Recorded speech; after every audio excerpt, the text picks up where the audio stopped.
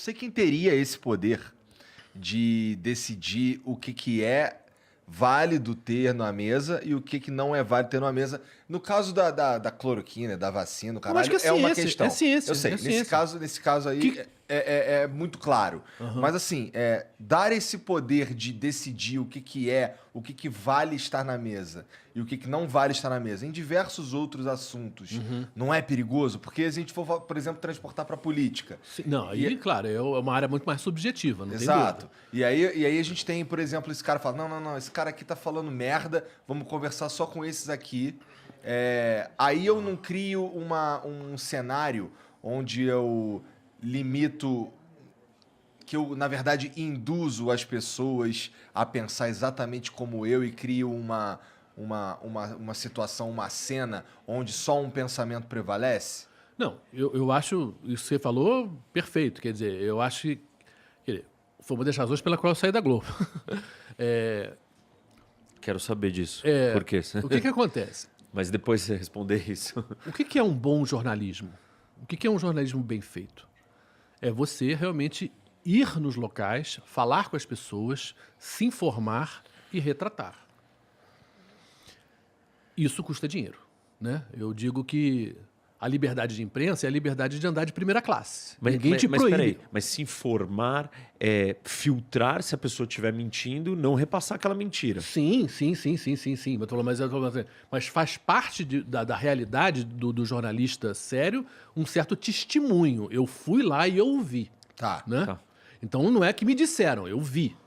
Né? E eu acho que isso foi um pouco a minha Mas carreira. não só foi um pouco ouviu, porque isso. você tem que filtrar se o Sim, que você ouviu claro, é verdade ou claro, mentira. se é verdade ou não. Se é loucura e é ou não. claro, e como eu falei lá atrás, quer dizer, e é claro que tem certas coisas que você nem pode fazer, porque só a história dirá se é verdade ou não Sim. daqui a não sei quanto. Você, dentro das ferramentas que você tem naquele momento, das informações que você tem no momento, você filtra o que é.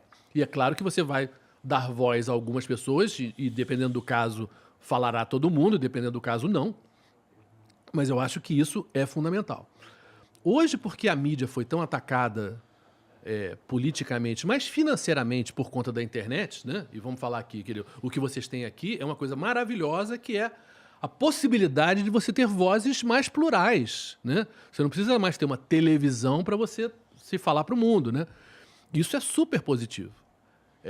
Agora, o fato é que isso tirou o dinheiro de uma certa mídia tradicional. E o que você vê hoje na televisão?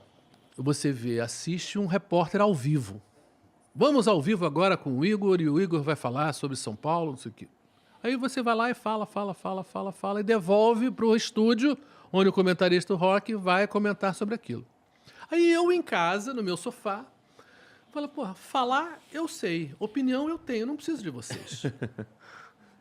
Essa é a realidade do que... É claro que a tecnologia permitiu esse vivo toda hora.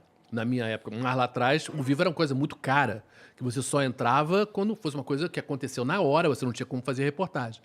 Agora, isso deu uma falso dinamismo ao jornalismo, mas o fato é que você não está mostrando mais as coisas, não está falando mais com as pessoas, tanto como falava antes, porque é mais barato. É muito mais barato fazer vivo e comentar do que fazer reportagem e viajar. Isso não me interessa. Como jornalista, não acredito nesse jornalismo. Não acredito no jornalismo de calçada, que eu falo, né? Pegar imagens de agência e gravar uma passagem lá embaixo. Claro que eu já tive que fazer isso, em parte porque você não pode estar em todo lugar, no mundo todo. Mas nas crises, você tem que ir no lugar. Você tem que se posicionar, você tem que fazer. E eu acho que isso não estava acontecendo mais na Globo da maneira que eu gostaria. E falei, beleza, tudo bem, aproveitei enquanto deu e vou pensar em outra coisa.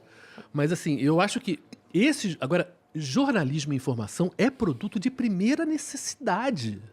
E parte do problema da nossa sociedade é não enxergar a importância disso. E como é que você convence as pessoas de que elas precisam de um jornalista e não de uma compartilhamento, de uma replicação que vem no WhatsApp ou sei lá onde? Eu acho que só com informação mesmo, só mostrando, porque eu acho que tem um lado que não tem como, sabe? Se você como pai, você pega pro teu filho e fala, eu me lembro do meu filho pequeno, tentando, meio fugindo ali da Tereza para atravessar a rua, e a Tereza puxou ele e falou, olha, Como é que você explica pra uma criança de 3 anos morte? Não tem como, né? Aí ela falou, olha, não tem mais papai, não tem mais mamãe, não tem mais bola, porque ele adorava futebol. Agora, são coisas muito objetivas que você tem que mostrar para as pessoas que, olha, não, tem muita coisa que não é questão de opinião. Cloroquina não é uma questão de opinião, entendeu? Existe um mundo da ciência com provas dizendo que isso não é bom, sabe? E não, agora, parte do problema, eu acho, que da conversa nossa como brasileiros, e é um problema mundial, é exatamente a gente achar que tudo é opinião, que todo mundo pode opinar. Então você vê em programas de televisão, o cara fala disso, fala daquilo, e fala daquilo, e fala daquilo. Não, tem algum momento que você deve falar, não, desculpa, mas essa área eu não domino, sabe? Não é possível. Mas todo mundo... E voltando àquela carta do leitor, ninguém é humilde pra falar. Olha, dessa porra eu não manjo. E é curioso, porque se você como pai, como mãe, você quer que o teu filho se eduque, o que é isso? É que ele aprenda, que ele cresça, que ele tenha mais informação para se colocar, não só profissionalmente, mas como pessoa.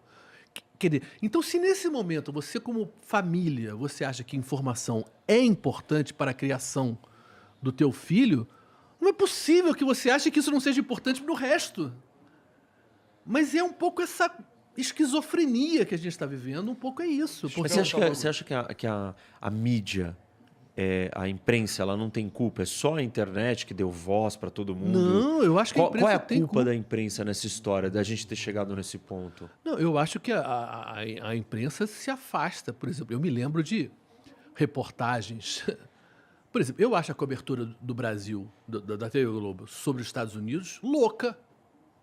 Parece que nós fazemos parte dos Estados Unidos. Nós temos um escritório de Nova York com 5, 6 repórteres e não tem ninguém na Califórnia. A Califórnia, se fosse um país, seria o 5º país mais rico do mundo.